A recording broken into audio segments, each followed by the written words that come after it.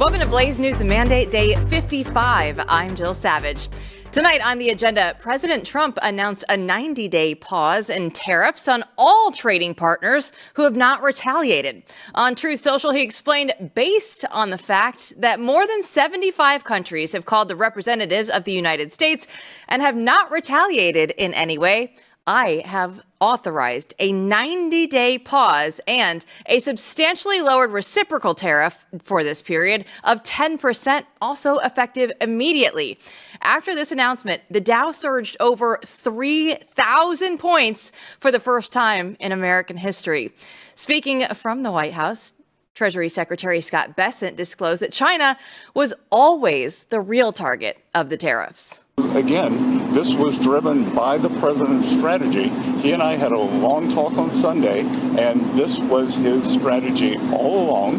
And that, you might even say that he goaded China into a bad position. They responded. They have shown themselves to the world to be the bad actors. And we are willing to cooperate with our allies and with our trading partners who did not retaliate. It wasn't a hard message. Don't retaliate. Things will turn out well. This tariff pause excluded China because even after the 104% tariff, China refused to negotiate with the United States and instead levied an 84% retaliatory tariff on U.S. imports. Now, just a few hours later, Donald Trump responded by raising the tariffs on China to 125%. In a Truth Social post, Trump wrote, "Hopefully, in the near future, China will realize that the days of ripping off the USA is no longer sustainable." So how far will the U.S. take this tariff war with China? Shark Tank investor Kevin O'Leary is aiming pretty big. 400% tariffs tomorrow morning. He'll tell you why. She can only stay the supreme leader if people are employed.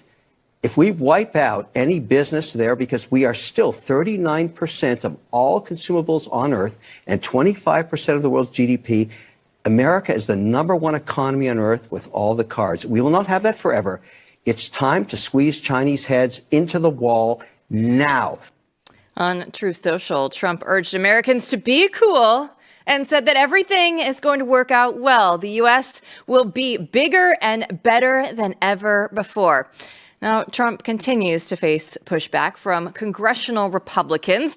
In the Senate, a bipartisan group is introducing legislation to repeal Trump's tariffs.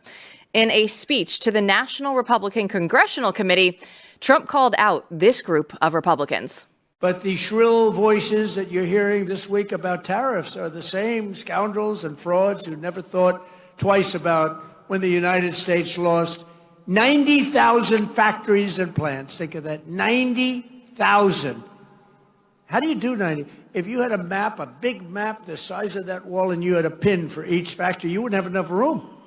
You think of it, 90,000 factories since NAFTA. Treasury Secretary Scott Bessent explained how the administration plans to slash the deficit and prevent a recession.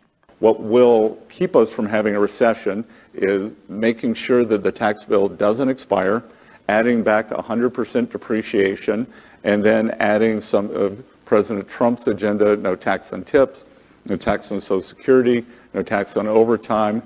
In other news, Blaze Media's Julio Rosas just dropped an exclusive for Blaze News.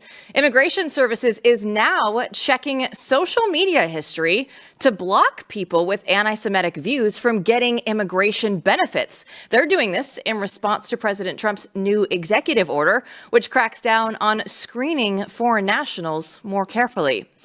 In a recent opinion piece for USA Today, RFK Jr. highlighted the childhood obesity epidemic in America. It's affecting 1 in 5 of America's children. And he argued that healthier families should start with the food that we eat. In a recent press conference, he explained why soda should not be included in SNAP benefits. Why are we paying for sugar drinks that are poisoning our kids and giving them diabetes? If you want a Coke, God bless you, go get one. But the taxpayer should not be paying that in a nutrition program. This is supplemental nutrition.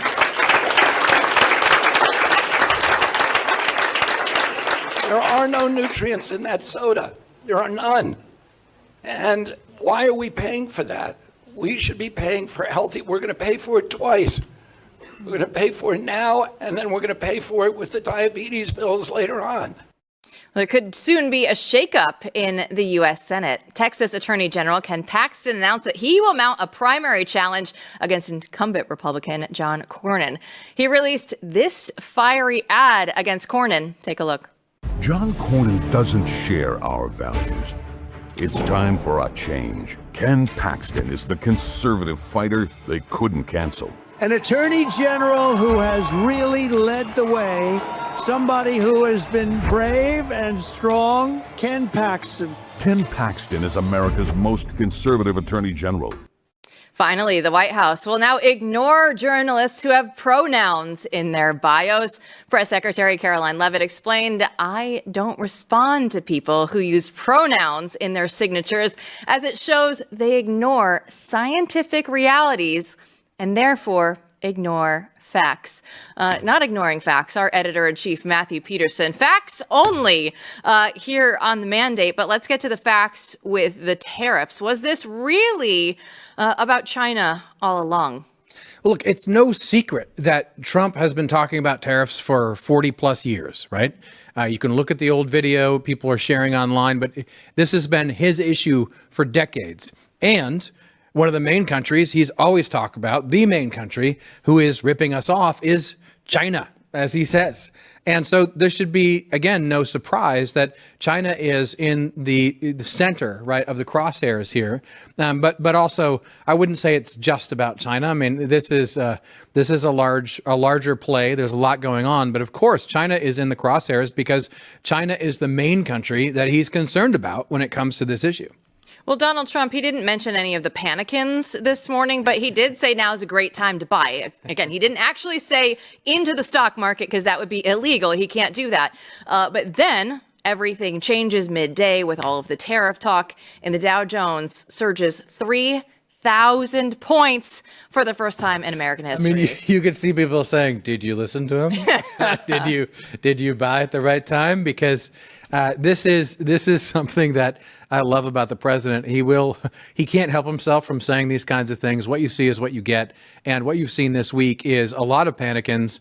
And, overall in the administration, you see a lot of sensible people saying great things. You know what occurred to me today is Bessent and these people, they're all the very smart outliers like Elon who are attracted to Trump because they think outside the box and they see that the world has to change or, things are going to get worse. So they're all fine with dealing with the haters because they know that they're doing the right thing and they have to move forward and they're leaders. And I love it. Yeah, Bessent is definitely ascending there in the Trump administration right now. Well, don't go anywhere because Chris Bedford will break down the White House got wrong about its tariff messaging. Stay tuned.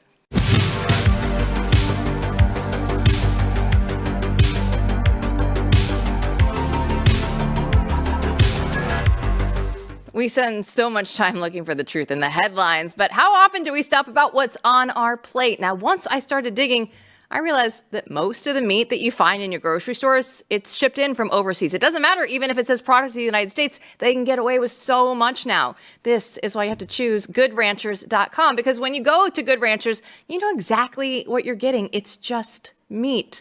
There's no hidden additives, antibiotics, hormones, or seed oils. It's just meat. It's born, raised, and harvested right here in the United States. And the best part is the meat is incredible. Now, you know my favorite meat from Good Ranchers. It's all of the steak that they have. You know how people, they go through, they make the charcuterie boards. Well, I made this steak board. I added the grilled veggies. And you can do this too because it's part of the Spring into Action special right now. Because when you get any Good Ranchers box, you'll get free bacon, ground beef, chicken nuggets, or salmon in your box for a year. Plus $40 off with my code Jill. So visit goodranchers.com for food you can trust, because when it comes to what's on your plate, you deserve transparency. So don't forget to use my code Jill. It's Good Ranchers. American meat delivered.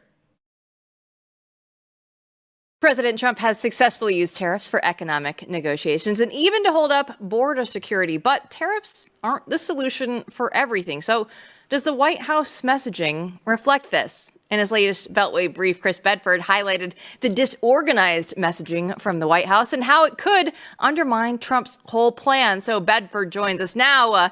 to break it all down. So first, Chris, just lay out the White House's messaging right now on tariffs, because it has been such a wild day for everybody in this regard. It's been a wild day, which is a perfect capstone to a completely wild week where it's been really difficult to figure out exactly what's going on. I think now we've finally begun to get some answers. So what I'm talking about here is that tariffs could serve multiple goals. They're not a one-size-fits-all. You hear a lot of the screaming and the kvetching all around the media from libertarians, some on the Republican right, and especially from the left.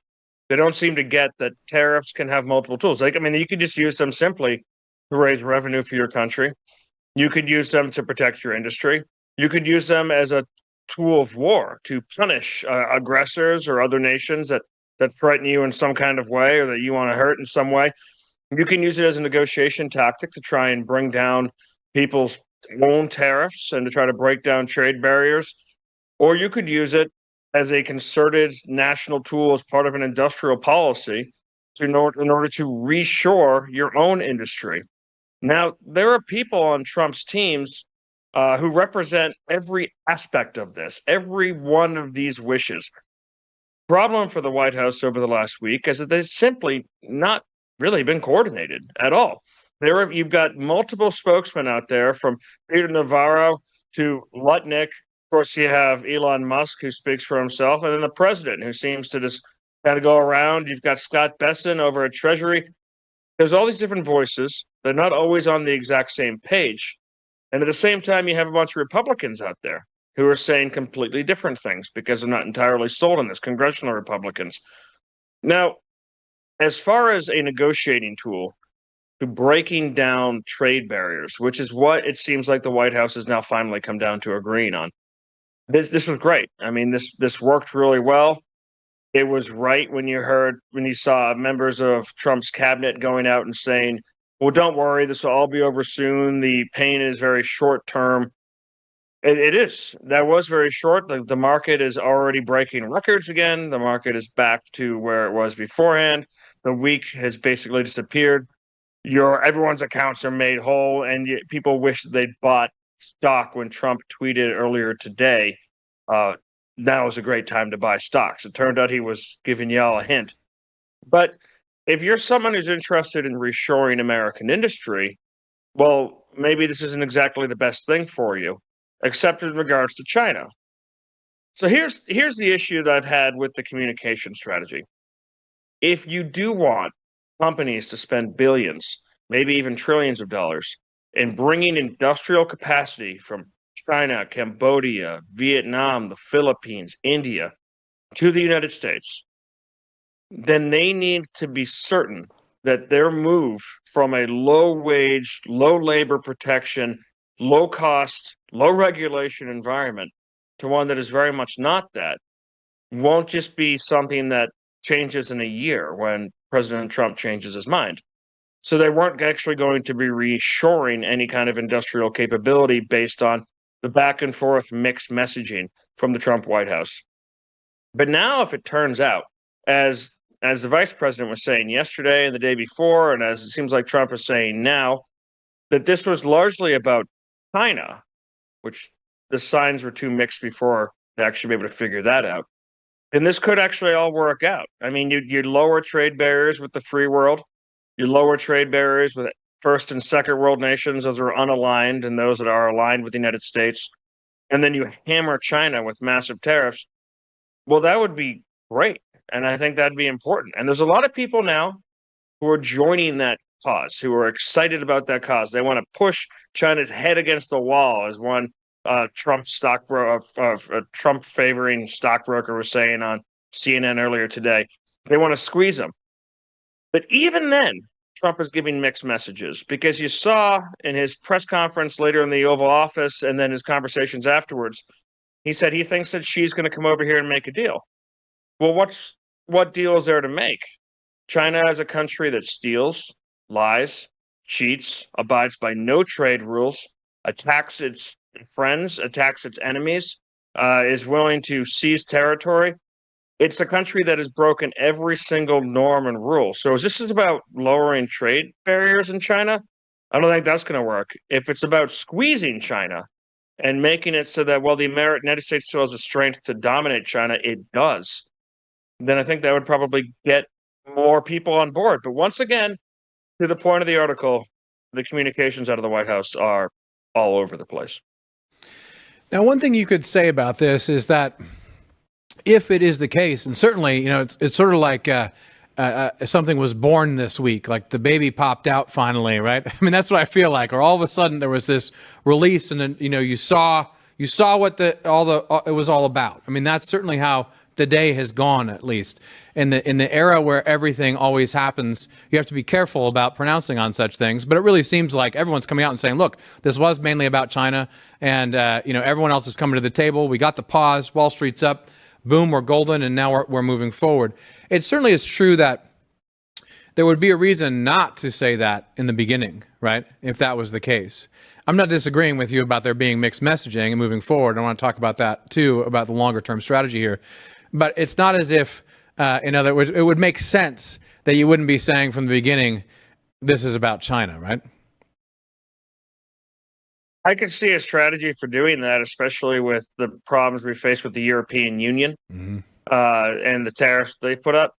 I think it's more difficult to figure out in regards to why we were putting tariffs on Australia, which is, Australia is like your friend at the bar who joins every single fight you've ever been in, no matter how out of line it is. Say what you will about America's alliance with England since the War of 1812, but the United States has not gotten into a single war where Australia has not joined in since World War II. They've come to everything, no matter how unpopular it is, and they're ready to fight China, and they're a pretty small country. So I didn't understand the tariffs against them. I understand in general, tariffs against Vietnam. They're a communist country. They still outlaw the Catholic Church. They're a place where a lot of manufacturers hide in order to get around Chinese tariffs, essentially, and to be able to sell extremely cheap goods into the U.S. market. But they hate China. They absolutely deeply loathe China. They think that they get their business too much, and there's someone he wouldn't really want to penalize with this. So maybe it all was 4D chess, but even now, Matt, I'm wondering, well, what is the China strategy? Is the China strategy to allow Tesla and Apple to make more money in Chinese markets, to break down their tariffs and barriers? Right now, the Chinese business models, essentially, they tell you that you can use their deep harbors, their manufacturing, their railroads, and their cheap labor if you come there and you build a manufacturing base. And they've always promised this since the 90s, that you'll open up this massive untapped market of Chinese citizenry, which so far really has only ever been opened up to Hollywood and the NBA and things that broadcast. But if you're Apple and you go there and they say you could buy the iPhones, you start manufacturing the iPhone there, then they steal it from you, then they start to threaten you, then they start to manufacture it with one of their own companies, a cheap knockoff, and then they ban you from their market, and then you're stuck there, and they threaten to seize your assets if you leave, and they start to put national security laws on you. So if Trump's goal here, the president's goal here, is to just make it easier for these corporations to get past trade barriers, it's not going to solve the actual problem. But if his goal here is to pin China against the wall and break this completely fake crime family economy that they have, well, that's another matter entirely. Listen, if we want to put tariffs on Australia, we're putting tariffs on the penguins right now, okay, Bedford? So we can go through. At least Australia has humans there on their continent. I'm so sick of those damn penguins. The penguins have been ruling the news cycle. But Bedford, have you seen this lead? They think they're so cool, but they're not. They're not. But we love the memes. We love the memes. Have you seen this lead to any scarcity, right? This was like the COVID panic. We saw a ton of scarcity. Have the tariffs led to any of that? Scarcity in America is a funny thing. We talk about it all the time. I remember the COVID scarcity, for example, when everyone was fighting each other in the aisles like it was a tickle me elmo to try and get their hands on the toilet paper. Now, I remember at the time, I was this was embarrassing, but I was an early COVID panicker, and a quick person to say this is all garbage. But I had the deep freezer in January, and I had stocks And when people were fighting each other in the aisles over toilet paper, I said, guys, I got all this stuff. I got some single-ply toilet paper here, and no one wanted it. It turns out those fights, this is American scarcity. People are fighting in the aisles and willing to gouge each other's eyes out, but only for 2- and 3-ply toilet paper because this is the United States. So the whole idea of scarcity here, I mean, maybe it will happen someday. It will happen someday. This country will face those sorts of things. But right now, you've got these Democrats, these Republicans up there saying, well, how will America's working class succeed without access to extremely garbage, cheap plastic toys? Now, as someone who's having to buy like 3 new baby outfits a week, I understand that there are affordable goods that do make a difference in your life and the amount of money you have. But so much of this and so much of the scarcity is completely garbage. I do know, however, for the nerds out there, that there was a rush last week to buy Warhammer models from England before the tariffs kicked in, because those couldn't get any more expensive than they already are. Unbelievable. I think it happened so fast that it's hard to even gauge, what went down. I mean, I had the N95s early on, before we knew that anything about it. Same way, I thought I was all ready for it, and then realized, oh my gosh, this is total BS. So let's go back to the overall plan in the longer term here. I think this is one of these things where people are, puzzling and trying to figure out what's going on. But go back to our earlier conversation. Couldn't you just say, look, well, the goal is to squeeze China, and they're already saying that, and then with free countries, right, to get a better deal. And China is so big and such a large partner that that alone is going to cause the reindustrialization of America, right? I mean, that's the main culprit. We can't make aspirin here; we have to buy it from there. So, you would hope that would be how we move forward. And the question is, what does he mean when he says he's going to now make a deal with them after this thing has escalated to the point at which it does now? We're going to have Austin Bishop on the show talking about reindustrializing America, and a very interesting organization in a bit. And you can see that this movement, like investors want to do this. There's a lot of people who want to do this. And he mentioned what his organization is about what you just said. The longer term strategy for the Trump administration has to be setting the table so that it is easier to manufacture here. That's what these organizations are now concerned with. So I would say this, the messaging, and I want to hear your thoughts. The messaging is, first off, that this is a problem, right? I'm willing to do something about the problem. Do you hear me now? This is sort of how Trump, whether he consciously does it or unconsciously does it, works, I think. Now, do you hear me now? Yeah, I have your attention. I have the world's attention. I'm highlighting this problem. And I think that's actually going to make it easier moving forward to then change the regulatory state, right? Longer term, to say, okay, what do we have to do? Get everyone talking about what do we have to do to make this easier to actually reshore here? For about 60 seconds. Yeah, and so you want to target things very specifically for that. Mm-hmm. And it seems like the administration might be doing this. Everyone is making jokes about how we're trying to build sneaker factories here in the United States. But right now, he's kept the tariffs on pharmaceuticals. He's kept the tariffs on steel. And he's kept the support, although the Republicans have undercut this a bit, on microchips, which is an important thing to do. If you do narrowly focused to industry tariffs on China, specifically on that, and then you also do protective tariffs around the entire world for even our allies on steel, on pharmaceuticals, and things like that. That's how you cause a reshoring, as opposed to just banning trade with simply the third world and a mass industry here. And that would be extremely helpful to the economy if they're willing to stick with that. That's the kind of thing that we need. Because the way to defeat China, much more than cruise missiles and invasions of the mainland, is if you could have microchip processing in the United States. If you could pull your aircraft carriers out of the range of their missiles in the South China Sea and stop trading with them, they would suffocate overnight. Yeah, that is true. There are single issue voters out there. I'm a single issue tariff kind of girl because it's birthday week. So the Aperol spritzes need to be flowing. We need to make sure that they can be affordable this weekend. Bedford, thanks so much. I'll see you tomorrow. Don't go anywhere because our next guest will explain the fall of the American industrialization and how we can actually recover it. Just ahead.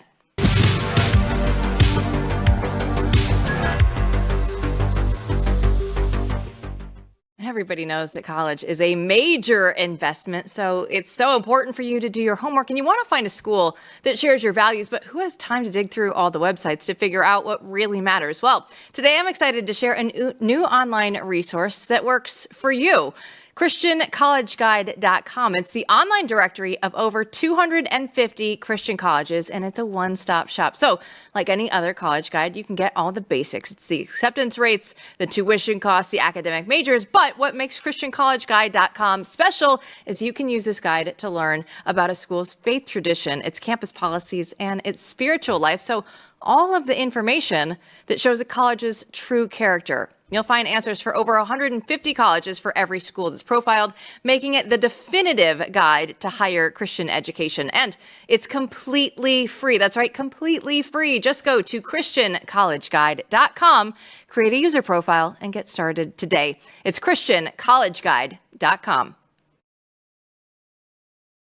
President Trump promised an economic golden age with his second term, and we're already seeing the beginning of that with the tariffs and all the companies that are investing in America. But now there's a new group that aims to restore America's industrial might by building an alliance of founders, investors, and policymakers. And Austin Bishop is the CEO of New American Industrial Alliance, and he joins us now to explain what his nonprofit is doing to restore America. So Austin, thanks for joining us here tonight. But let's just start with, the collapse of the American industry was a choice, you've said. So what led to that, and how did we actually get here? Yeah, thank you again for having me, and Matt, great seeing you too. As the meme goes, decline is a choice. It was a choice, and it always is a choice. And I think what's really exciting about the moment that we're in right now is our leaders, and whether it's entrepreneurs, builders, investors, and folks in Washington, are realizing that for decades and decades, folks like from where I'm from in the Rust Belt, have been getting the raw end of the deal. And more importantly, we're realizing that countries need to have sovereignty over where and how things are made.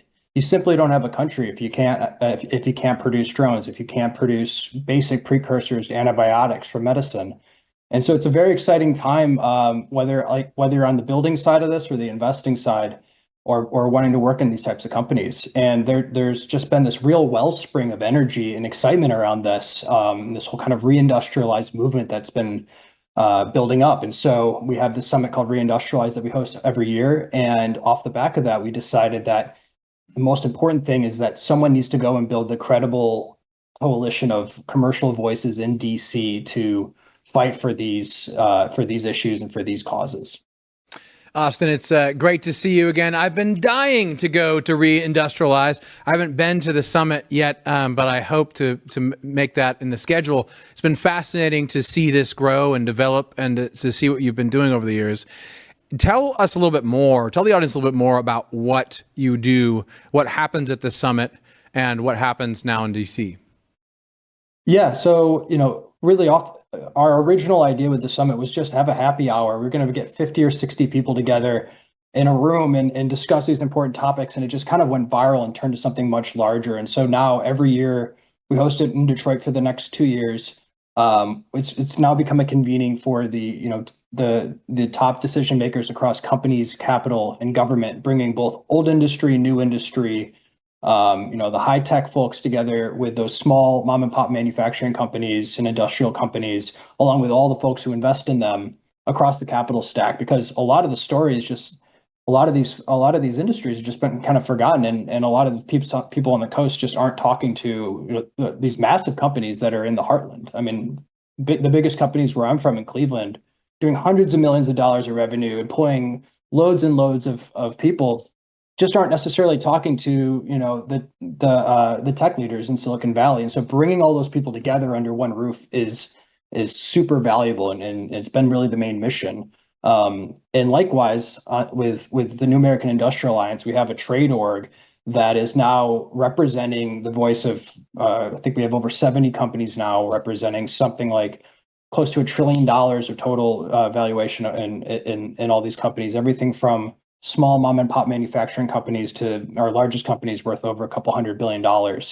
Bringing all those people together under one roof and getting people from energy, supply chain logistics, manufacturing, aerospace, they all have one thing in common, which is they want to reindustrialize the U.S. And we couldn't be more excited than to be a part of helping give them a voice in D.C. As I say, what a time to be alive right now, right? With all the headlines that you see every day, right? Your group is like right in the center, over the target of this. So what is it like just watching this unfold and actually happening here in the United States? It's been like a dream come true, I got to admit. I mean, a lot of us have been working on this for a number of years and kind of shouting out into the void. Me personally, I've cared about that. I mean, since I was born in Cleveland, like ever since I was probably in my mid-teens, I've really wanted to see my city, be at least some echo of its former self. And there's people who, we're really building on the shoulders of giants. I mean, guys like Robert Lighthizer has been talking about this for decades. There's untold number of people who aren't famous at all who have been noticing the decline of the Midwest over a century. And so certainly we're not the first people to notice this and to care about it. But I am definitely really excited that we're focused on this at a time where there is actually a chance to have a real change. And so you asked how exciting it is. I mean, I really wouldn't have believed this if you told me 4 or 5 years ago, or even maybe 2 years ago. But there's this real wellspring that's coming up, and it's a movement that's much larger than any one of us individually, and we couldn't be more happy to be a part of it. I'm so happy to have you on, and so happy to hear you say that. It's so true, right? I mean, this is a real movement, that's a surge, our commercial cultural movement that is absolutely real. And I'll just verify what he said. I mean, we've talked like 2 years ago, right? I mean, and to see this unfold, this is something you've cared about, and now the wave is just moving in this direction, and it is accelerating. So tell us a little bit about what you want to see, on the trade org side in DC. What do you want to see the Trump administration do? What sort of things are you advocating for? Yeah, my bumper stickers kind of build more, regulate less, and we care about a number of topics that I think are really what big tent that I kind of just consider to be common sense. I mean, we are, at the end of the day, we're trying to just level the playing field for the American worker and the American business builder. And, we have the greatest entrepreneurs in the world. They're not just in Silicon Valley, despite what a lot of people realize. They certainly are there, but they're all throughout the country. And same with employees, engineers, builders. This country has an unbelievable wellspring of talent across from coast to coast. But one of the biggest problems we have is they just don't have a level playing field, whether it's on the massive regulatory burden that a lot of these companies face, or other countries forcibly deindustrializing us. I mean, China for many decades has had centralized industrial policy where they would go and find very specific industries and run at a loss. For example, is battery manufacturing, forcing our companies to go out of business because they can't compete, whether it's because they have very, very cheap labor, or also because their country is literally subsidizing the cost of these industries. And once other countries lose those industries, then they would, stop subsidizing them because they had a monopoly, and the margins would expand, and they'd have a giant industry. But we really care about kind of 4 main things. I mean, for us, it's really regulatory reform. We want, we need to make it cheaper across the board for people to build. And, as they say, it costs a fortune to even pour cement in the first place in the US, because you have to prove that you're not going to, interfere with the migratory path of some bird or something. And again, I'm from Cleveland, Ohio. We're most famous recently for our rivers catching on fire. I'm certainly not the, get rid of all regulations guy either. But I think we are so far from where we were in the 70s, where there was people pouring toxic sludge in rivers. We are at the other end of the spectrum now, where law firms are making billions of dollars a year just doing compliance for these regulations. The second thing, and probably the most important thing, is the American worker. So workforce development, upskilling, trade schools, everything around that, the future of manufacturing and industrials. Looks like giving American workers superpowers. It doesn't look like we already sent these jobs overseas. We're not also just going to get rid of them with robots. And I think this is one of the things that a lot of people don't realize is we are years away from automating away these jobs fully. It's going to much more look like giving the average American worker 10x the efficiency that they have The next thing is procurement reform. We want there to be real competition within, the DoD and with the U.S. government. So not just a few big companies are able to compete. And then lastly, we want, innovation. We think there needs to be more innovation from the capital side, so we can get more investment in these spaces. I talk with I come from the hedge fund world. Don't hate me, but one of the thing I hear the most from my former colleagues is like they want to invest in these businesses. They just know that there's going to be a risk-adjusted return. So anything that the administration and government can do to, whether it's the first three things I said, reducing the regulatory burden and so on, so that the investment world knows that these are reasonable things to invest in. Anything you can do to signal that is a superpower, because America not only has the best talent in the world, we have the greatest capital markets in the world, and we just need to unleash them. Well, let's finish here with China, because that is on everybody's mind. Scott Bessent said, obviously, the real target here for the tariffs was China. You talk about how they subsidize everything, and they'll take that loss to make sure that they get the wins and the products out there. So how does America ultimately compete with China, and how are the tariffs affecting everybody and actually helping groups like yours? Yeah, today was a wild day in the market, obviously. The art of the deal on display. Tariffs are another tool in the economic toolbook, just like anything else. And, however you implement them is one question, but we shouldn't be afraid of whether it's tariffs or the regulatory side or any of the things we talked about here. They all need to be on the table. The main thing that we have to think about is the outcome is what matters. We need to be able to produce things in this country. And what I think for too long in DC, there's been sort of a status quo and sort of a common sense approach that a lot of the think tanks have gotten really comfortable focusing on. And the reality is, like, that common sense wasn't so sensical, it turned out. And we ended up with countless jobs going overseas. And I think the best way to describe this moment is there's just a real reckoning and an actual return to common sense. So yeah, I as I said earlier, we're just very excited on the trade org side. Have some of the largest companies in the world reaching out to us now, and with so many of our friends in the admin, just want to be a real force multiplier on the outside to help everyone, whether they're in politics, government, building companies, early stage, late stage, or investing in them. Awesome. This is just great stuff. 30 seconds. Is there anything you want to tell the audience that you need, and how people can get involved or what you're looking for moving forward?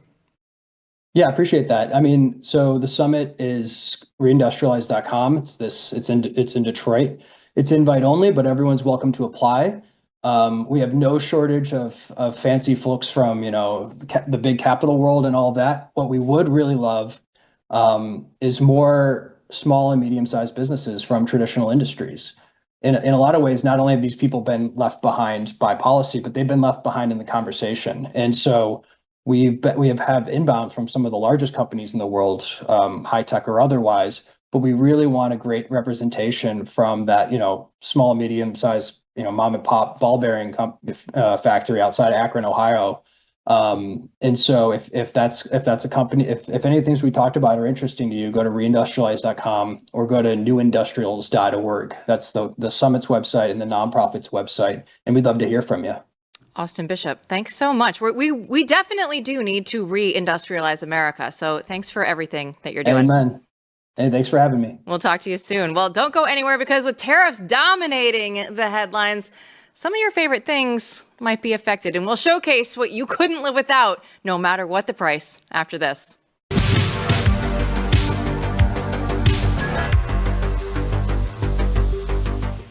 Well, there's a great movie for you and your family this Easter. Angel Studios. They have The Sound of Freedom. Well, now they're releasing The King of Kings. A father tells his son the greatest story ever told, and it begins as a bedtime tale that becomes a life-changing journey. Through vivid imagination, the boy walks alongside Jesus, witnessing his miracles, facing his trials, and understanding his ultimate sacrifice. The King of Kings invites us to rediscover the enduring power of hope, love, and redemption through the eyes of a child. And the cast is incredible. It's Pierce Brosnan, Mark Hamill, Kenneth Branagh, and so many more, just to name a few. Now, the animation, it's beautiful. It's a perfect film to enjoy with your family this Easter. So go see King of Kings. It's in theaters this Friday. Get your tickets at angel.com/Jill. It's angel.com/Jill. Well, despite all the positivity that we've seen from Trump and the tariff wars, there's one drawback right now. Apparently, I don't know if you saw this or not, but I saw this online this morning. It's potentially threatening our coffee supply. Now, there is one thing, right? I said I was a single tariff voter, and that was the Aperol Spritz. But if I had to have something in the morning, that is obviously coffee. I can't go without it every day. I think the Blaze might shut down if coffee is nowhere to be found. So I asked you on X, what is one item that you can't live without? Let's get to some of the best responses. Lawrence starts off. He says, nicotine pouches. Zyn prices are already crazy. We need our upper decky lip pillows, which is hilarious to me. And our guy Logan would also agree with that.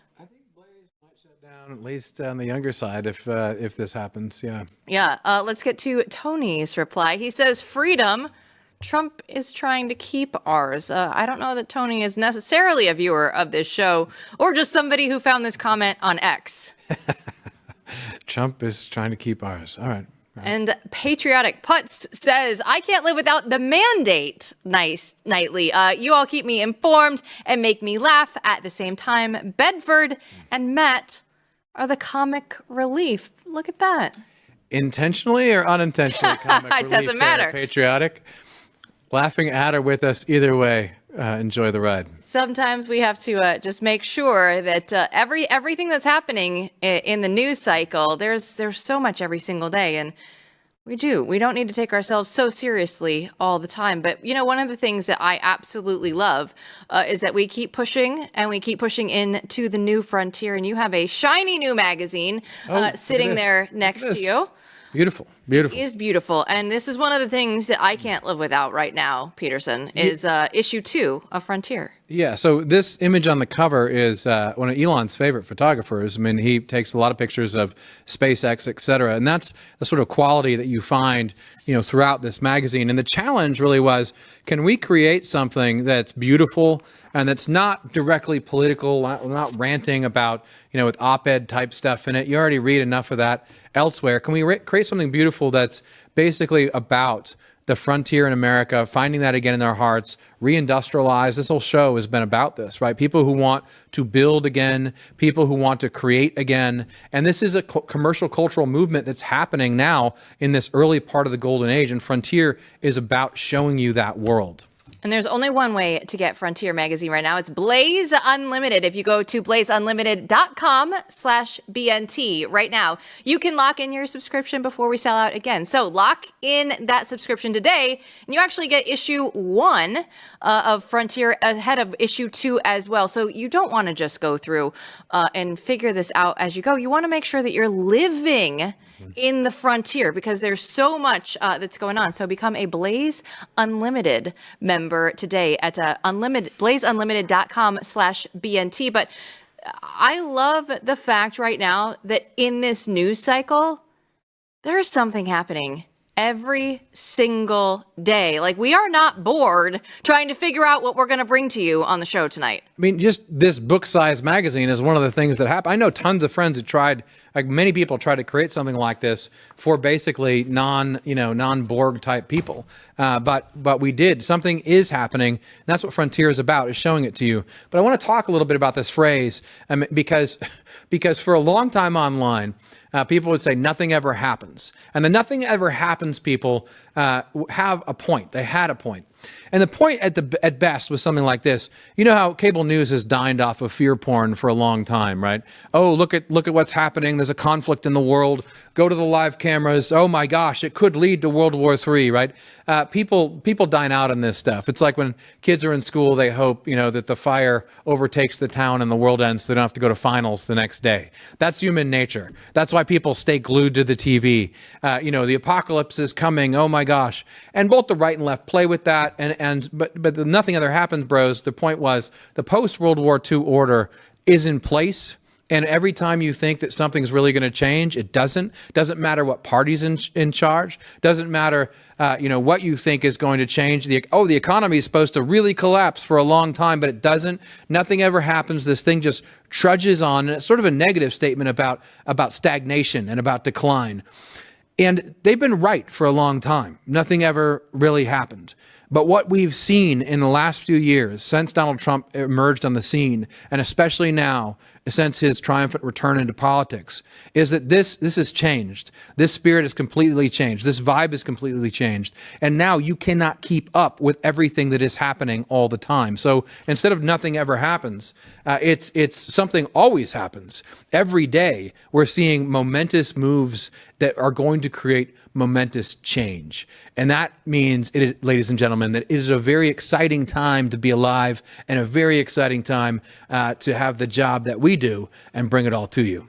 I go back to Donald Trump on the campaign trail, and him and J.D. Vance did such a wonderful job talking about the revitalization of the American dream, because that was so far gone for so many people. Especially think back to the time. I know, right? We had Mr. Autopen in chief there, as our friend Mike Howell likes to say at the Oversight Project, right?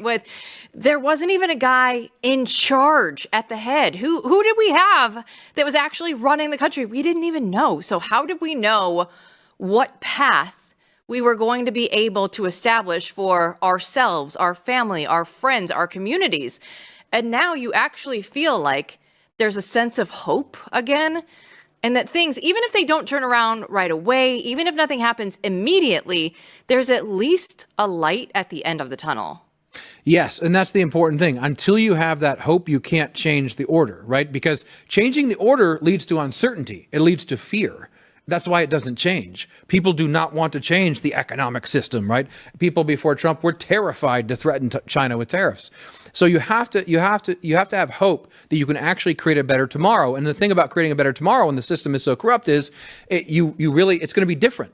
You can't go back to what was, right? You have to create a new economic system for the future. You might be based on old principles or some old good things in the past, but this has to be a new future that resurrects an American way of life in the 21st century that is worthy of the name. And so you have to have that positive vision in order to have the bravery and courage to move forward. And just the moving forward, right? Just Trump doing something different is bringing a lot of people hope. And they're reviving inside. They see hope for the future, and they can take action based on that hope. And to just go through and, like they were saying, reindustrialize America, right? Just giving people hope that, hey, maybe your jobs can actually come back here. Maybe we can build a better America, a better future. And that's exactly what we're trying to do here, and just trying to bring you the news and the people that are making that all happen night in and night out. So thanks for watching, everybody. We'll see you back here tomorrow night.